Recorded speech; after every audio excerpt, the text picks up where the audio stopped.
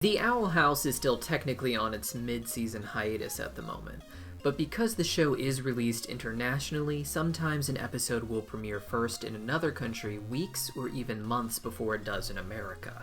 The latest episode of The Owl House happened to drop overseas this week, and we were lucky enough to get a hold of the episode here at Cartoon Universe. We're going to break everything down for you, including some interesting developments on how Luz is going to be learning magic in the show. So if you don't want to be spoiled, this is your warning to click away. But not before liking and subscribing, so you can come back and check out this video after you've seen the episode, as well as all of our other content. Now let's dive into it. This episode focuses on Luz trying to learn a new spell as she prepares for her Hexside entrance exams. Her entry is guaranteed, but if she can't master at least 2 spells, then she'll be forced to take the baby course, and Luz seems pretty determined to make sure she's in the same class as Amity. Amity and her siblings invite Luz to join them for training where they can show off all of the spells they have been practicing, but Luz has lied and claimed she already knew at least 2 spells, as she didn't want to appear like the total noob that she is, so she declines the offer and seeks Ida for help. Ida, being the worst teacher in the world, first claims she doesn't want to help Luz, but Luz convinces her to teach her a new spell so she won't look like a bad teacher to others, even though she is an absolutely terrible teacher so far. In her defense, however, Ida doesn't really know how to teach Luz magic. The fact that she learned the light spell was a bit of a fluke thanks to some broken technology, but it isn't like they can recreate that glitch in Luz's phone with every single spell she teaches her. However, Ida knows that witches practice magic before learning how to draw circles on their own, and she reckons that if the Boiling Isles itself is the source of magic, then getting in touch with the actual elements of the Boiling Isles would be the best way for Luz to learn as well. So they go to the knee of the Boiling Isles to get in touch with nature. When they arrive, they are surprised to find that Amity and her siblings are already there, and coming to the knee of the Isles was the special training they were trying to invite Luz to earlier.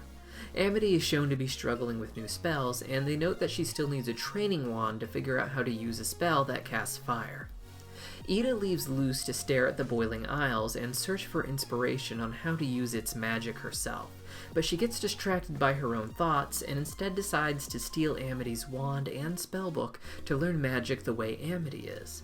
She is able to cast her own fireball spell successfully using the training wand, which tells us a lot about the magic system of the Boiling Isles. Wands seem to work similar to staffs, which Ida describes as giving witches a lot of extra power in an earlier episode, something that is reserved for later in a witch's training, presumably around graduation at a school.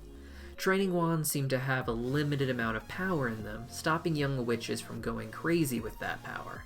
The way Amity uses it raises some question about the lore, however.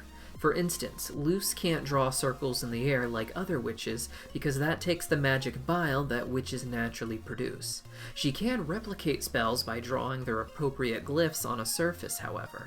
These glyphs are technically inside of the circles that witches draw in the air, which would imply that the witches imagine them as they draw the circle, and the magic bile takes the image from their mind and puts it into the circle to cast the spell. However, if this was the case, then spells would be taught to Luz simply by having witches draw the glyphs they imagine, and the light glyph seems entirely unfamiliar to all the witches who have seen it so far.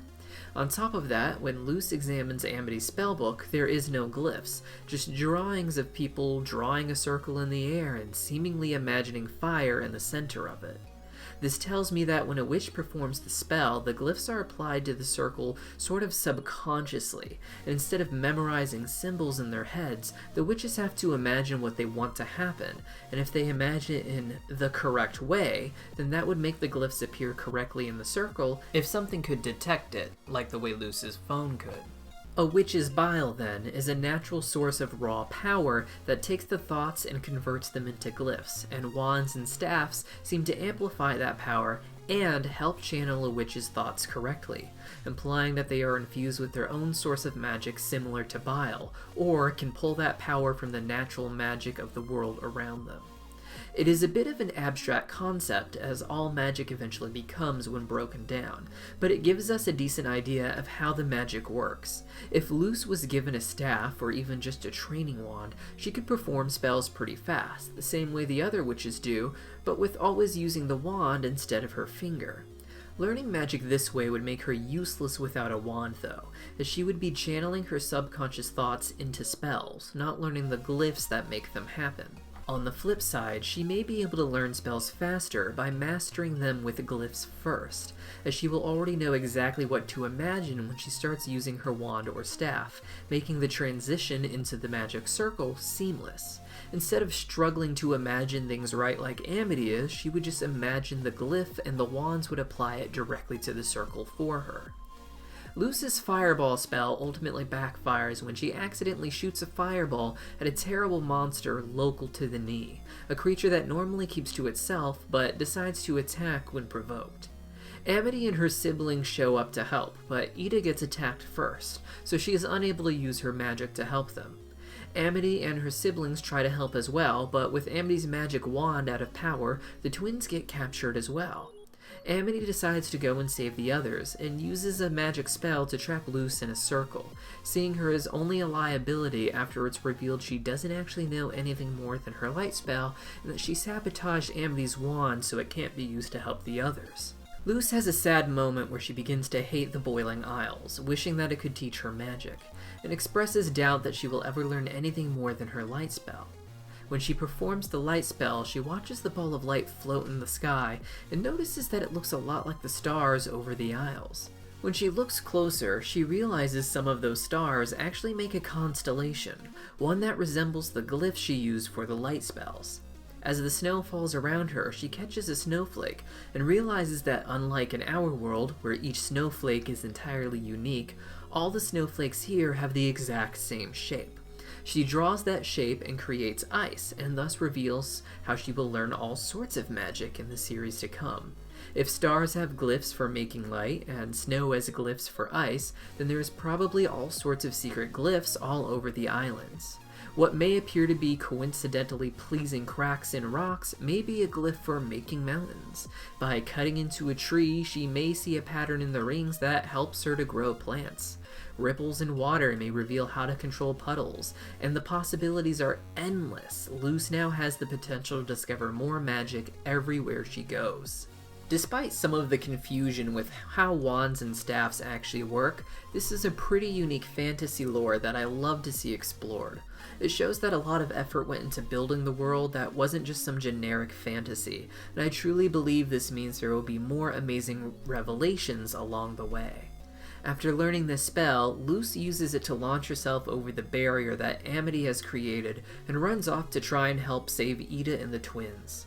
Amity sneaks over to get the friends free and discovers she no longer needs the training wand to do her fireball spell.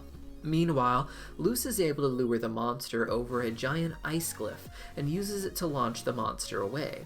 In the end, the characters all end up happy and are able to return home, but I feel Luce's behavior was left unaddressed in this episode. A consistent pattern we have seen from Luce is that she likes to break the rules, steal, or do things that are otherwise just dishonest. After what happened in the last episode, Escape of the Palisman, I thought we had seen the last of Luce stealing magical things that don't belong to her, but here we are one episode later and she's done it again. And again, it goes unaddressed. These plots are fine to explore once in a while, but when you do it this frequently, it gives the impression that she isn't learning anything from the experiences themselves. And since she never actually gets punished all that much either, she's just being taught that it's okay to steal things as long as it works out in the end. A big part of the show is about how Luce needs to learn to do things her own way. The first episode is premised on the fact that she doesn't do well in school because she's a bit of an outside thinker, and breaking the rules seems to be a part of that, but they are taking it a bit too far with her character. This is beginning to make her feel a little unlikable, but it doesn't have to be that way. We are only 11 episodes in though, and there's plenty of room for the show to grow, so I imagine it will. For those wondering what King did this episode, he basically got left home alone, used a spell to make stuffed animals do his bidding, and had it backfire when they turned against him, only for Hootie to come in and tear them apart, scarring Hootie for life. See you next time!